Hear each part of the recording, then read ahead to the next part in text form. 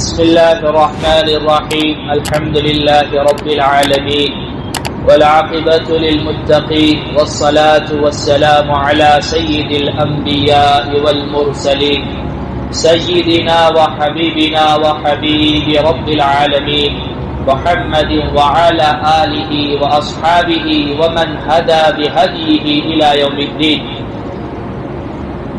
قال الله تبارك وتعالى في كلامه المجيد والفرقان الحميد: أعوذ بالله من الشيطان الرجيم. بسم الله الرحمن الرحيم. ومن يعمل من الصالحات من ذكر أو أنثى وهو مؤمن فلنحيينه حياة طيبة. وقال النبي صلى الله عليه وسلم: الدنيا كلها متاع وخير متاع الدنيا المرأة الصالحة، أو كما قال عليه الصلاة والسلام. آمنت بالله صدق الله مولانا العلي العظيم وصدق رسوله النبي الأمي الكريم، ونحن على ذلك لمن الشاهدين والشاكرين والحمد لله رب العالمين. درود شریف پڑھ لیں. اللهم صل على محمد وعلى آل محمد كما صليت على إبراهيم وعلى آل إبراهيم إنك حميد مجيد. اللهم بارك على محمد وعلى آل محمد كما باركت على إبراهيم وعلى آل إبراهيم إنك حميد مجيد. میرا عزیز و پیارو بزرگو، اللہ کے رسول پر ایمان رکھنے والے میرے دین عظیم بھائیوں، اللہ رب العزت نے مجھے اور آپ کو ایمان جیسی، اسلام جیسی عظیم نعمت عطا فرمائی. اس پر ہم اللہ رب العزت کا جتنا شکریہ ادا کریں کم ہے. اور اللہ سبحانہ و تعالی نے ہمیں دین کی نسبت پر یہاں جمع فرمایا. آج کا انسان یوں سمجھ رہا ہے کہ ہم جس زمانے میں جی رہے ہیں یہی سب کچھ ہے. وہ یوں سمجھ بیٹھا ہے کہ دنیاوی زندگی میں جو کچھ کرنا ہے کر لینا ہے. حالانکہ اللہ رب العزت کی طرف سے ملنے والی نعمت کی یہ بڑی ناقدری ہے کہ اللہ نے ایمان جیسے عظیم دولت عطا فرمائی اور ہم غفلت میں، کاہلی میں، سستی میں زندگی گزارے. وہ یوں سمجھتا ہے کہ اس دنیاوی زندگی میں آنے کا مقصد یہ ہے کہ میرا بڑا اسٹیٹس ہو، سوسائٹی میں میرا نام ہو، میرے پاس اچھی گاڑی ہو، اچھی سوسائٹی میں میرا بنگلہ ہو، اچھی خوبصورت بیوی میرے پاس ہو، اور خشم و خدم ہو، میرے آگے پیچھے لوگ چلنے والے ہوں. وہ اسی کو کامیابی سمجھتا ہے، جبکہ کامیابی یہ نہیں ہے. اللہ رب العزت نے ہمیں نعمت ایمان عطا فرمائی، نعمت اسلام عطا فرمائی اور نعمت ہدایت عطا فرمائی. ہمیں اللہ رب العزت کا اس پر شکریہ ادا کرنا چاہیے. لیکن بڑے درد کے ساتھ یہ بات کہنی پڑ رہی ہے کہ اس نعمت کو وہی شخص سمجھ سکتا ہے جس کو اللہ رب العزت نے اس نعمت کے عطا کرنے کے ساتھ اس نعمت کا ذائقہ اور مزہ چکھایا ہے. ورنہ آج کا انسان یہ سمجھ رہا ہے جیسے ایمان کی اس کے پاس کوئی وقت ہی نہیں، کوئی قدر ہی نہیں، اس کے نزدیک ایمان کی کوئی اہمیت ہی نہیں ہے. جبکہ ایمان اتنی بڑی نعمت ہے، اسلام اتنی عظیم نعمت ہے کہ اس کی قیمت کا اندازہ آپ دنیا میں بھی نہیں لگا سکتے، آخرت میں بھی نہیں لگا سکتے. اس کی قیمت کیا ہے؟ اس کی قیمت ہے اللہ سبحانہ و تعالی کی رضامندی. اس کی قیمت ہے جنت. لیکن آج کا انسان اپنے خالق کو بھلا بیٹھا ہے، اپنے مالک کو بھلا بیٹھا ہے اور اپنے اصل ٹھکانے آخرت کو بھلا بیٹھا ہے، اور وہ مرنے کے تذکرے کو سننا پسند نہیں کرتا ہے. ایسی زندگی جیے جا رہا ہے گویا اس کے سسٹم میں، اس کے پلاننگ میں مرنا ہے ہی نہیں. وہ اس دنیاوی زندگی کو سب کچھ سمجھ بیٹھا ہے، جبکہ روزانہ اٹھنے والے جنازے، روزانہ آنے والی خبریں یہ ہمیں اس بات کی طرف توجہ دلا رہی ہے کہ تو ایک ایک سیکنڈ، ایک ایک لمحہ اپنے قبر کے قریب ہوتا جا رہا ہے۔ لیکن اتنا بے حس انسان جتنا آج انسان ہے، انسانی تاریخ میں ایسا بے حس انسان آج تک نہیں آیا کہ آج کا انسان بے حیائی کی ساری حدود پامال کر چکا ہے۔ آج ہماری عورتیں بے حیائی اور عیاشی اور عریانیت کی ساری حدود پار کر چکی ہیں۔ آج ہمارا نوجوان بے حیائی کی ساری حدود پار کر چکا ہے، اور ایک چھوٹے سے ویڈیو بنانے کے لیے، چند لائکس لینے کے لیے، چند سبسکرائب جمع کر لینے کے لیے اور چند ویوز اکٹھا کرنے کے لیے وہ انسانیت سے گری پڑی ہر حرکت کر بیٹھتا ہے، لوگوں کو ہنسانے کے لیے، لوگوں کو انٹرٹینمنٹ کرانے کے لیے۔ انسانیت اس کے اندر سے ختم ہو چکی ہے۔ لوگوں کو ہنسانے کے لیے، چند لائکس کے لیے انسانیت سے گری پڑی ہر حرکت کرنے کو وہ تیار ہے، اور وہ یوں سمجھتا ہے کہ میں یہ کوئی کمال کر رہا ہوں، جبکہ اسی معاشرے کے متعلق میرے اور آپ کے آقا تاجدار مدینہ محمد مصطفیٰ احمد مجتبی عربی مدنی صلی اللہ علیہ وسلم نے ارشاد فرمایا تھا، اذا لم تستحی فاصنع ما شئت، جب تیرے اندر سے حیا نکل جاوے تو پھر جو کچھ تو کرے نا وہ کم ہے۔ اذا فاتک الحیا فافعل ما شئت، کہیں آپ نے فرمایا جب حیا فوت ہو جاتا ہے تو انسان جو چاہے کر گزرے۔ یہ حیا کی ایک بہت عظیم چادر ہے جو اللہ نے ہمیں عطا فرمائی۔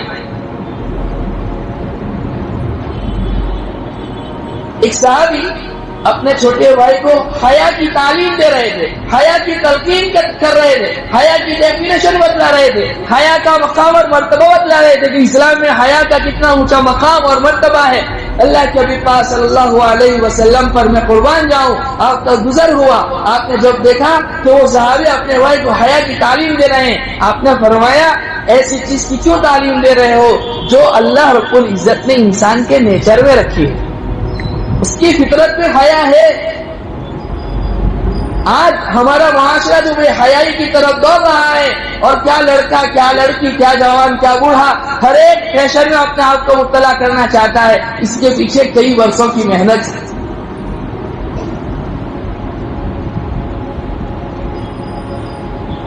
اسلام اور حیا، ایمان اور حیا یہ دونوں آپس میں لازم ملزوم ہے۔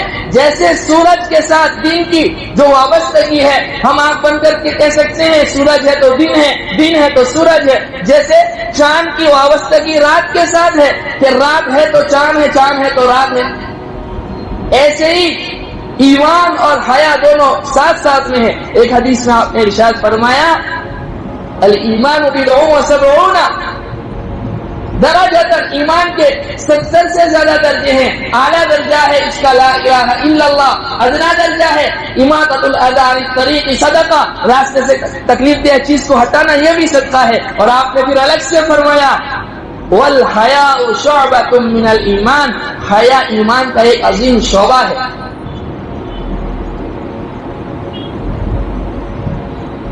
اللہ رب العزت نے اپنے نبی جناب محمد رسول اللہ صلی اللہ علیہ وسلم کو جس دین لے کر بھیجا، اس دین نے کیسی نرالی پیاری شاندار تعلیمات ہمیں عطا فرمائی، اور صحابہ کے اندر کیسے حیا پایا جاتا تھا۔ آپ ایک باغ میں تشریف فرما کے کچھ دیر کے بعد ابو بکر آئے، کچھ دیر بعد حضرت عمر آئے، کچھ دیر بعد حضرت عثمان غنی رضی اللہ عنہ آئے۔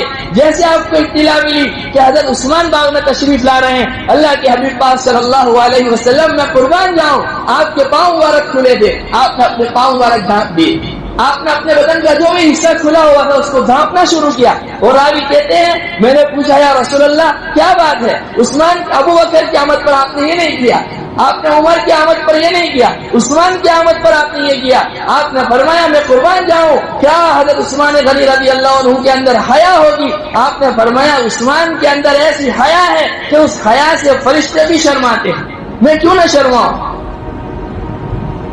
اور اس میں ایک بڑی تعلیم، بڑا سبق ہمیں یہ دیا سسرالی رشتے والوں کے لیے کہ داماد آوے تو داماد کا ادب اور احترام یہ لازم ہے، ضروری ہے۔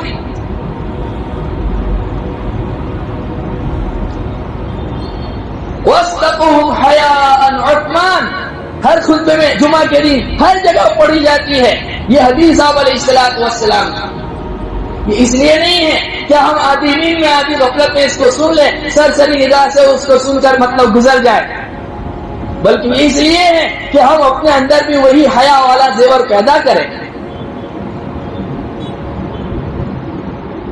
افسوس آج ہماری نوجوان نسل بے حیائی کی طرف بڑھ رہی ہے اور اس کو فیشن سمجھ رہی ہے، اس کو جو ہے اپنے لیے زینت کی چیز سمجھ رہی ہے۔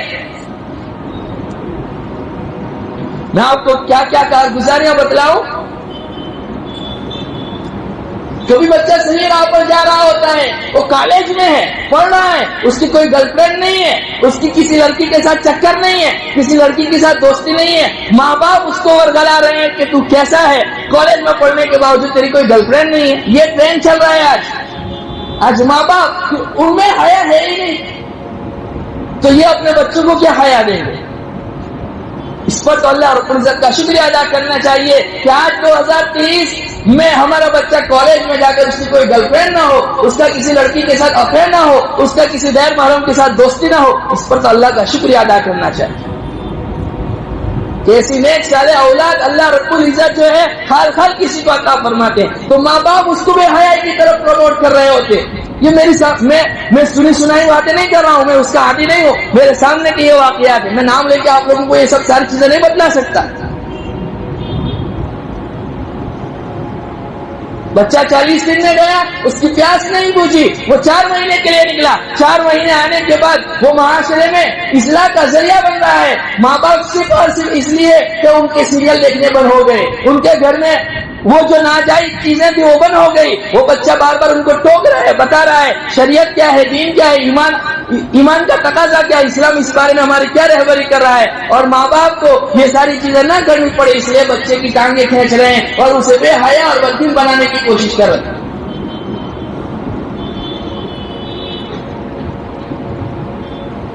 جبکہ اس وقت کا سب سے بڑا تقاضا یہ ہے کہ ہم اپنے اولاد کو حیا کی تعلیم دیں، اور یہ تعلیم کب ہوگی؟ جب خود ہمارے اندر حیا موجود ہوگا۔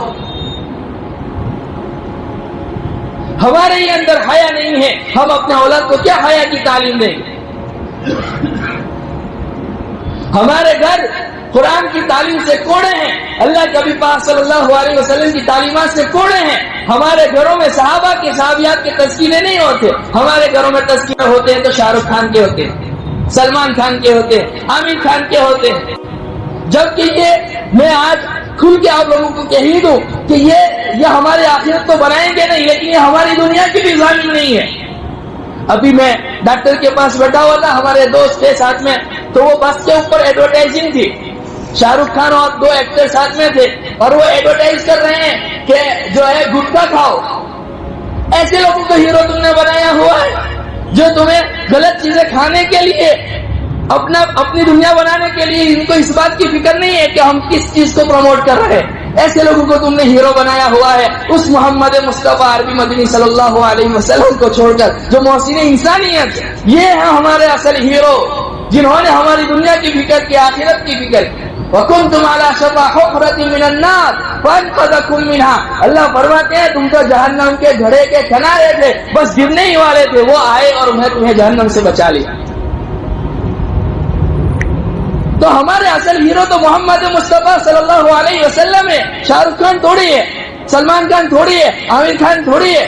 ان کے پیچھے ایسی پاگل ہو گئی ہے نوجوان نسل، اور ایسے ان کے دیوانے ہو گئے ہیں، وہ جیسے بال کٹوا رہے ہماری نسل بال کٹوا رہی، وہ پھٹے پرانے کپڑے پہن رہے ہم بھی پھٹے پرانے کپڑے پہن رہے۔ عقل اللہ نے دی ہے، پھٹے پرانے کپڑے پہننے چاہیے یا نہیں پہننے چاہیے، ہونے کے باوجود ایسی نقالی اور ایسا دیوانہ پن اور ایسا جنون پن، یہ محبت اللہ کے حبیب پاک صلی اللہ علیہ وسلم سے ہونی چاہیے تھی، جو واقعی میں صحابہ اللہ کے حبیب پاک صلی اللہ علیہ وسلم کے ساتھ کر کے بتلا کے چلے گئے کہ محبت کی ڈیفینیشن کیا ہے، وہ انہوں نے بتایا ہمیں۔ مخصوص ایام میں پھول وغیرہ دے کر یا ایک کچھ جملے بول کر، یہ محبت کی ڈیفینیشن نہیں ہے. محبت کی ڈیفینیشن چاہیے. اللہ کے نبی پاک صلی اللہ علیہ وسلم کے ساتھ ابو بکر صدیق رضی اللہ عنہ کی محبت پڑی، حضرت عمر کی محبت پڑی ہے، حضرت عثمان کی محبت پڑی ہے، حضرت علی کی محبت پڑی. ہر صحابی نے کیسی محبت. محبوب کی چاہت کو سمجھنے کا نام محبت ہے. یہ ہمارے اصل ہیرو ہیں، یہ نہیں ہے. ان سے بچو، اپنے آپ کو بچاؤ. ان کا ہماری زندگی میں کیا رول ہے؟ ان کی فلمیں ہٹ ہو جاتی ہے، کیا آپ کو پیسے ملتے ہیں؟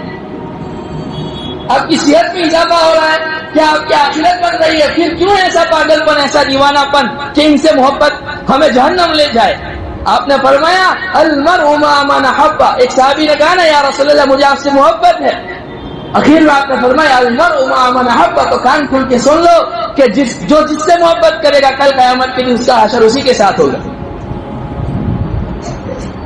یہ ہمارے والے کو جو ہے یہ ہماری صحت کی بھی فکر مند نہیں ہے. مجھے بہت اچھا لگا رونالڈو کا جو کنٹروورسی ہوئی تھی، اس سے پہلے آپ کو پتا ہے کہ وہ کسی کانفرنس میں بیٹھے ہوئے تھے اور وہ کوکا کولا کی بوتل سامنے رکھی گئی اور انہوں نے ہٹا دی اور باقاعدہ انہوں نے کہا یہ پینے کی چیز نہیں ہے، پینے کی چیز پانی ہے. جبکہ اس کے بعد بڑی کنٹروورسی ہوئی اور ان کو کئی ملین لاکھ ڈالر آفر کیے گئے کہ آپ ہماری اس چیز کو پروموٹ کر دیں. لیکن انہوں نے کیا کہا، لوگ مجھے فالو کرتے ہیں، جبکہ وہ مسلمان نہیں ہے لیکن اس کی عادت کتنی اچھی ہے کہ میرے لوگ فالوورز ہیں. میں نہیں چاہتا ہوں کہ اپنے بھائیوں کے لیے، اپنے چاہنے والوں کے لیے وہ چیز پسند کروں جو میں اپنے لیے پسند نہیں کرتا. واقعی یہ حدیث کا ٹکڑا ہے. آپ نے فرمایا اپنے بھائی کے لیے وہی پسند کرو جو خود اپنے لیے کرتے ہو. ان کے پیچھے دیوانے بنے ہو. محمد مصطفیٰ صلی اللہ علیہ وسلم کی غلامی میں آؤ. برحال میں یہ عرض کر رہا تھا کہ اپنے گھروں میں حیات کی تعلیم دو، قرآن کی تعلیم ہو، قرآن کے مذاکرے ہو، اللہ کے نبی پاک صلی اللہ علیہ وسلم کی سیرت کے مذاکرے ہو، صحابہ صحابیات کے تذکرے ہوں. آپ نے فرمایا اللہ تجعلوا بیوتکم مقابر. اپنے گھروں کو جو ہے قبرستان نہ بناؤ. صحابہ نے پوچھا تھوڑا سا پانی پلا. صحابہ نے پوچھا یا رسول اللہ گھروں کو قبرستان بنانے کا کیا مطلب ہے؟ آپ نے فرمایا گھروں کو جو ہے ویران نہ کر دو قرآن کی تلاوت سے. یعنی گھروں میں قرآن کی تلاوت ہونی چاہیے، گھروں میں نماز کا اہتمام ہونا چاہیے. مائیں اور بہنیں ان کو تو وہی پر نماز پڑھنی ہے، ورنہ مردوں کے لیے بھی افضل یہی ہے.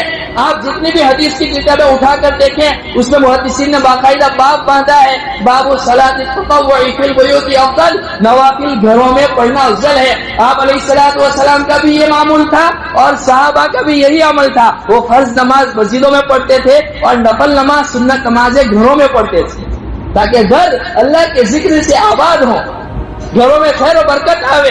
آج جو ہم شکایت کر رہے ہیں کسی نے یہ کر دیا، کسی نے وہ کر دیا، بری نظر کا سایہ ہے، جنات کا اثر ہے، سحر کا اثر ہے، آصف کا اثر ہے، یہ ساری شکایتیں ختم ہو جائے گی اگر گھر قرآن کی تلاوت سے آباد ہو جائیں گے، اگر گھر نماز کے پڑھنے سے آباد ہو جائیں گے. یہ تو بعد میں آج کے مفتیان کرام نے چونکہ دیکھا کہ آج کی نسل بہت ایزی ہے، نماز سے فارغ ہونے کے بعد فوراً موبائل پر، فوراً کمپیوٹر پر، فوراً آفس میں. تو نہ مامے سے کھانے مامے اچھے، گھر تو جائیں گے نہیں، سیدھے آفس میں جائیں گے، وہاں تو سنتیں پڑھیں گے نہیں. لہٰذا انہوں نے کہا بھائی مسجد میں پڑھ لو اور کم سے کم جو ہے اپنے آفس میں جاؤ پوری نماز مکمل کر کے. ورنہ اصل مسئلہ یہی ہے کہ نوافل گھروں میں پڑھنا افضل ہے. آپ علیہ الصلوۃ والسلام فجر کی 2 رکعت سنت مسجد میں نہیں پڑھتے تھے، گھر میں پڑھتے تھے.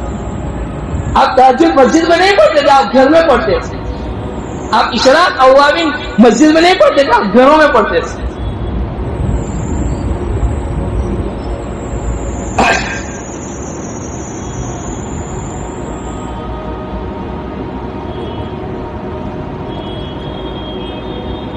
اس لیے آپ نے فرمایا اللہ تجعلوا بیوتکم مقابر. اپنے گھروں کو قبرستان نہ بناؤ. تمہاری نئی جنریشن جو تمہیں دیکھ کر تمہیں فالو کر رہی ہے، یہ ان کے دلوں میں نماز کی عظمت بیٹھے گی، ان کے دلوں میں قرآن کی عقیدت بیٹھے گی، ان کا رشتہ قرآن سے نماز سے مضبوط ہوگا، اللہ سے ان کا رشتہ مضبوط ہوگا، اللہ کے حبیب پاک صلی اللہ علیہ وسلم سے ان کا رشتہ مضبوط ہوگا. یہ کب ہوگا؟ جب تم پریکٹیکلی گھروں میں ان کے تذکرے کریں گے. آج تو جو ہے ماشاءاللہ فیملی ہماری پوری مل کے ڈرامے دیکھ رہی ہے، وہ حیائی والی فلم دیکھ رہی ہے، ایسی فلمیں جن کے بارے میں سینسر بورڈ کہہ رہی ہے کہ یہ فلم پوری فیملی کے ساتھ دیکھنے لائق نہیں ہے، پھر بھی پوری فیملی دیکھ رہی ہے، اور وہ بے حیائی والی چیزیں بچہ دیکھ رہا ہے تو وہ یوں سمجھتا ہے کہ یہ چیزیں کرنے کی ہے، جبکہ یہ چیزیں اس کے لیے نہ کرنے کی ہے۔ جو چیز چھوٹے بچے کے لیے دیکھنا ناجائز ہے وہی چیز بڑوں کے لیے دیکھنا بھی ناجائز ہے۔ اللہ رب العزت نے کیسا پاکیزہ اسلام ہمیں عطا فرمایا، اس کی تعلیمات میں سے یہ ہے کہ مرد جس کا تعلق اپنی عورت کے ساتھ حلال ہے اور وہ جب چاہے اپنے بیوی سے ملنا چاہے مل سکتا ہے۔ اسلام نے یہ تعلیم دی، حیا کا یہ اونچا درجہ دیا کہ اگر تمہارا چھوٹا بچہ جاگ رہا ہے تو اس وقت صحبت کرنے سے احتیاط کرے۔ ایسا پاکیزہ معاشرہ ہمارا ہے، یہ ہماری نوجوان نسل کہاں جا رہی ہے اور بے حیائی کو فیشن سمجھ رہی ہے، بدکاری کو فیشن سمجھ رہی ہے۔ جہاں سے یہ یورپ مغرب والے واپس آنا چاہتے ہم اسی گھر میں واپس جانا چاہتے۔ اسلام نے عورت کو کتنا اونچا مقام اور مرتبہ دیا، اور جیسی آزادی اسلام نے دی ایسی کسی نے نہیں دی۔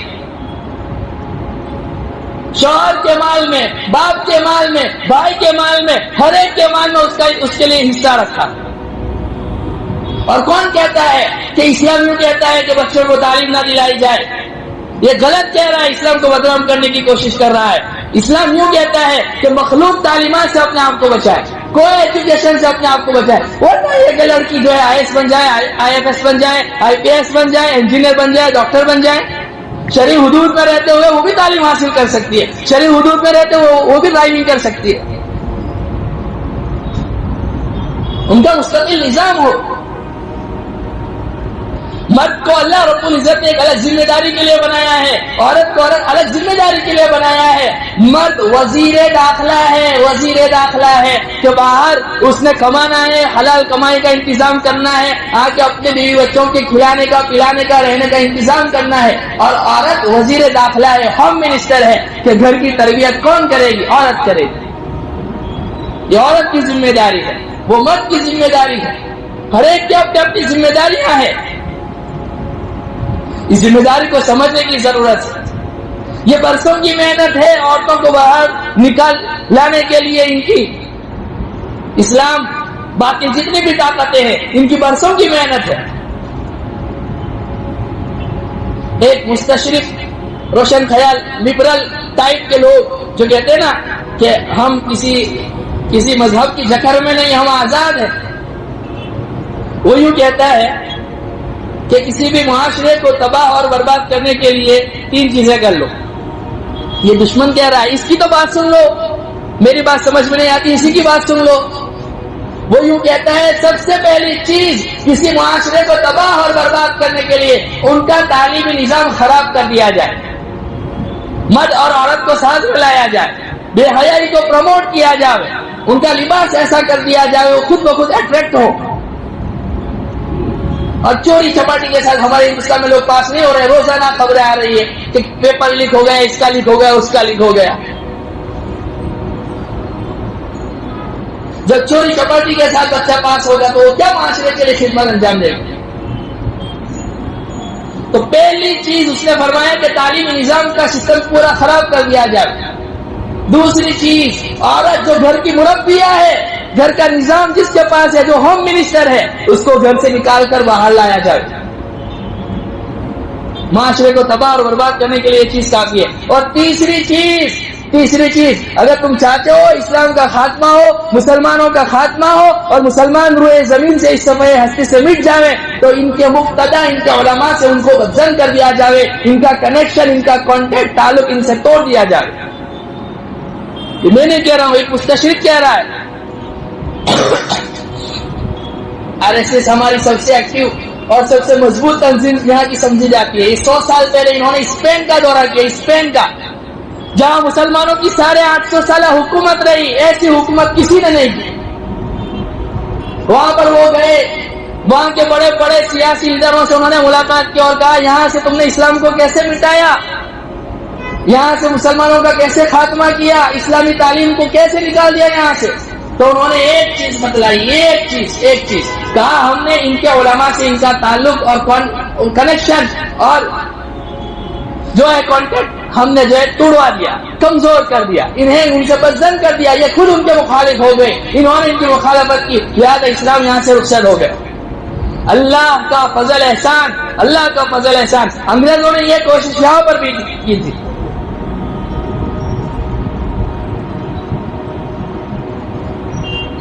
میں نام بھول گیا، لارڈ مائکو یا کیا اس کا نام تھا، اس نے 1833 میں یہ بات کہی تھی کہ میں ہندوستان میں ایسا نصاب تعلیم لاؤں گا کہ 50 سال بعد یہاں سے اسلام اور مسلمان رخصت ہو گیا ہوگا۔ لیکن میں قربان جاؤں ہمارے اکابرین پر، مولانا قاسم نانوتوی رحمۃ اللہ علیہ، مولانا رشید احمد گنگوئی رحمۃ اللہ علیہ، اور انہی کے ذریعے مولانا الیاس صاحب رحمۃ اللہ علیہ نے اپنی ایک محنت چلائی دعوت و تبلیغ کی، مدارس کی، مکاتب کی، خانقاہوں کی، کہ الحمدللہ اس کی برکت کی وجہ سے آج بھی اسلام یہاں پر باقی ہے، مسلمان باقی ہے۔ 1833 کیا 1933 چلا گیا، 2033 آنے کو ہے، تقریباً 200 سال کا عرصہ گزرنے والا ہے، لیکن آج بھی الحمدللہ اسلام یہاں ہندوستان میں باقی ہے، قیامت تک باقی رہے گا انشاءاللہ۔ یہ دعوت و تبلیغ کا مرکز نہ ہوتا، یہ مدارس کا جال نہ ہوتا، یہ مکاتب کا جال نہ ہوتا، یہ مساجد کی ہوائیں اور فضائیں نہ ہوتی، تو اسلام یہاں سے بھی رخصت ہو گیا ہوتا۔ انہوں نے تو محنت کی اور امانت داری کے ساتھ، دیانت داری کے ساتھ ہم تک اس امانت کو اللہ کے پاس صلی اللہ علیہ وسلم کی پہنچایا۔ لیکن اگر خدا نہ خواستہ میں مسجد میں بیٹھ کر حلفیہ یہ بات کہہ سکتا ہوں کہ اگر ہم نے آنے والی اپنی نسلوں کی حفاظت نہ کی تو 50 سال نہیں گزریں گے کہ ہماری نسل کوئی یہودی ہوگا، کوئی عیسائی ہوگا۔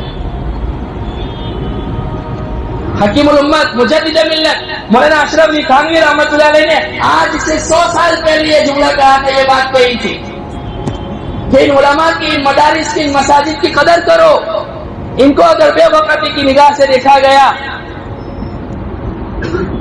اگر ان کا تعاون نہ کیا گیا، ان کو آباد نہ کیا گیا، تو یہ بھی تمہاری طرح مارکیٹ میں آ جائیں گے، یہ بھی جو ہے نا چاول وغیرہ، گیہوں وغیرہ بیچ کے اپنی زندگی گزار لیں گے، اپنی نسلوں کو تو وہ اسلام پڑھا دیں گے، ایمان پڑھا دیں گے، قرآن پڑھا دیں گے، لیکن تمہاری نسلوں کا کیا ہوگا؟ تمہاری نسلیں کوئی یہودی بن جائے گا، کوئی عیسائی بن جائے گا۔ کئی برسوں کی محنت ہے، جیسی محنت انہوں نے کی ویسی اس سے کئی گنا زیادہ محنت ہمارے اکابرین نے کی۔ مولانا صاحب رحمۃ اللہ علیہ کی سینے کی آگ ہے یہ دعوت و تبلیغ کا کام۔ ابتداء کی ایک ہوا چلی تھی، گھرانے کے گھرانے مرتد ہو رہے تھے، شدھی تحریک جس کو آج یہ لوگ نعرہ دیتے نا، شدھیکرن کراؤ، شدھیکرن کراؤ، یہ ایک تحریک چلی تھی اور گھرانے کے گھرانے مرتد ہو رہے تھے۔ مولانا صاحب رحمۃ اللہ علیہ بے چین ہو گئے، بے قرار ہو گئے کہ کچھ تو کرنا چاہیے، برسوں کی محنت ہے ہماری، انہیں آباد کرنے کی ضرورت ہے۔ یہ مساجد انہیں معمولی نہ سمجھو، ان مساجد کو معمولی نہ سمجھو، ان کے اوپر خرچ کرنے کو معمولی نہ سمجھو، یہ ایمان کے قلعے ہیں، تمہاری حفاظت کے ذریعے ہیں۔ آج الحمدللہ اسلام ہندوستان میں باقی ہے، اس کی بڑی بنیادی وجہ یہ مدارس کا جال، یہ دعوت و تبلیغ کا جال، یہ مکاتب کا جال۔ میں ابھی صبح میں بیان سنا تھا، وہاں حذیفہ صاحب وسطانی دعوت برکات علیہ کا، انہوں نے وہ کنٹری کا نام نہیں لیا، کہا کہ میں اسلامی بڑی کنٹری کی بات کر رہا ہوں جہاں میں جا کے آیا تو مشکل سے 2 سے 3 لوگ داڑھی والے ملے، کوئی ایک عورت مجھے مکمل پردے میں نہیں ملی، اور ٹیکسی ڈرائیور کے ساتھ بات کر رہا تھا، اس کو پوچھا آپ کا نام ہے، آپ کا نام کیا ہے؟ تو اس نے کہا میرا نام راما ہے، راما۔ میں نے کہا آپ جانتے ہیں راما کا مطلب کیا ہے؟ کہا نہیں، بس ماں باپ کو پسند آیا تو رکھ لیا۔ جبکہ یہ وہ ملک ہے جہاں 95% مسلمان ہیں، 95% مسلمان ہیں، اور اسے کوئی فرق نہیں پڑتا ہے کہ میرا نام کیا ہے، بس جو جی میں آیا من میں آیا رکھ لیا۔ تو کہتے ہیں میں نے پوچھا یار اسلامی آبادی ہے، اسلامی ملک ہے، 95% لوگ مسلمان ہیں، یہ تو ان کا ظاہری حال ہے، باقی حال کیا ہوگا اللہ ہی بہتر جانتے ہیں۔ تو کہا ہمارے پاس علماء نہیں، ہمارے پاس مدارس نہیں۔ اللہ کا احسان مناؤ، ہمارے اکابرین کا شکریہ ادا کرو کہ انہوں نے مدارس کا جال بچھایا کہ آج الحمدللہ اسلام پوری روانائی کے ساتھ اور پوری طاقت اور قوت کے ساتھ یہاں موجود ہے۔ نہیں تو ہماری نسلوں کا کیا ہوگا؟ اس لیے ضرورت اس بات کی ہے کہ ہم اپنا کنیکشن، کانٹیکٹ، تعلق اللہ سے مضبوط کریں، اپنا رشتہ اللہ کے نبی پاک صلی اللہ علیہ وسلم سے مضبوط کریں. ان جتنے بھی مسائل ہیں ان تمام مسائل کا حل 3 چیزیں ہیں. اللہ کی طرف دوڑ لگاؤ, آ جاؤ واپس. اللہ کے نبی پاک صلی اللہ علیہ وسلم کی سیرت اپناؤ, مساجد کو مکاتب کو آباد کرو. ہم تو ایسے زندگی جی رہے ہیں گویا ہماری پلاننگ میں مرنا ہے ہی نہیں. مرنے کے تذکرے سننا پسند نہیں کرتے, جبکہ حدیث میں آپ نے فرمایا موت کا تذکرہ ایمان کے مومن کے لیے تو باعث فرحت ہے. موت یہ پل ہے جس کے ذریعے انسان اللہ رب العزت سے ملاقات کرتا ہے, لیکن جس کے دل میں دنیا بسی ہوتی ہے نا وہ مرنا پسند نہیں کرتا, وہ مرنے کے تذکرے پسند نہیں کرتا. اور آج کا انسان بہت بزی ہو گیا. I am a very busy man. میرے پاس وقت نہیں ہے کسی سے بات کرنے کا, میرے پاس ٹوائلٹ کرنے کا بھی وقت نہیں ہے, میرے پاس اپنی فیملی کو وقت دینے کے لیے بھی ٹائم نہیں ہے, ان سے بات کرنے کا بھی وقت نہیں ہے.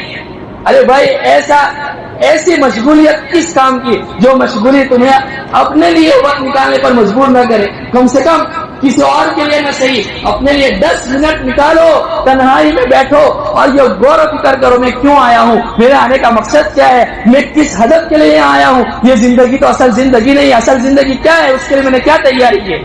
کم سے کم اپنی تو اکاؤنٹیبلٹی کرو, اپنا حساب خود کر لو. 10 منٹ روزانہ نکالو اور اپنے آپ کو کہو تو کون ہے, کہاں جا رہا ہے, تجھے کیا کرنا چاہیے تھا اور تو کیا کر رہا ہے. بس اتنے سوالات اپنے آپ سے روزانہ پوچھو. ہم کھیل کود تماشے کے لیے نہیں آئے ہیں, ہمارے پیدا کرنے والے نے ہمیں کسی مقصد کے تحت پیدا کیا. یہ دنیاوی زندگی اصل زندگی نہیں ہے, اصل زندگی آخرت کی زندگی ہے.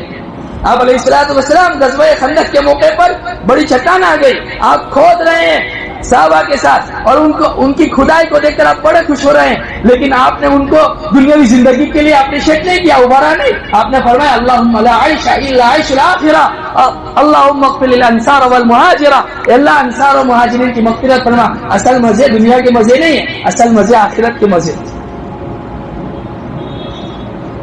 اس لیے ضرورت اس بات کی ہے کہ ہم اپنے آخرت کی تیاری کریں, اپنا کنیکشن اپنا کانٹیکٹ تعلق اللہ رب العزت سے مضبوط کریں گے انشاءاللہ تعالی.